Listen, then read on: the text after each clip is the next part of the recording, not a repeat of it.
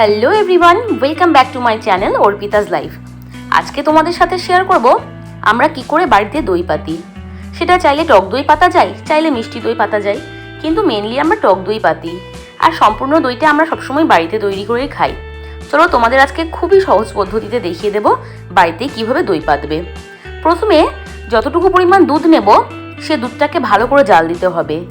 জাল দিতে দিতে দুধটাকে 3 ভাগ পরিমাণ ধরে 1 ভাগ পরিমাণ ভালো করে শুকিয়ে নিতে হবে, আর রাখতে হবে বাকি 2 ভাগ পরিমাণ।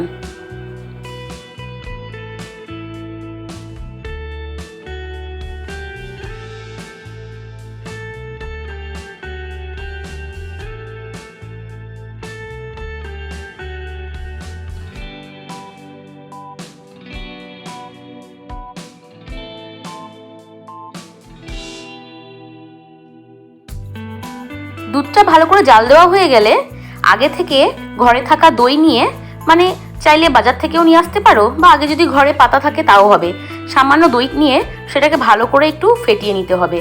তারপর সম্পূর্ণ দুধটা তার মধ্যে দিয়ে দিতে হবে, আর তারপরে আবার একটুখানি সেটাকে নাড়াচাড়া করে নিতে হবে।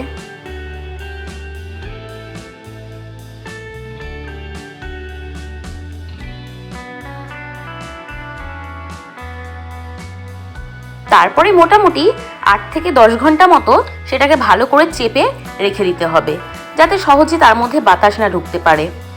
তারপর 8 থেকে 10 ঘন্টা পর যখন তোলা হবে তখন দেখা যাবে দইটা ঠিক এরকম হয়ে গেছে।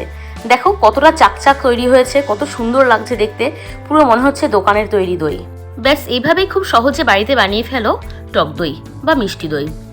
ভিডিওটা যদি ভালো লাগে অবশ্যই লাইক, শেয়ার, কমেন্ট করবে। Thank you.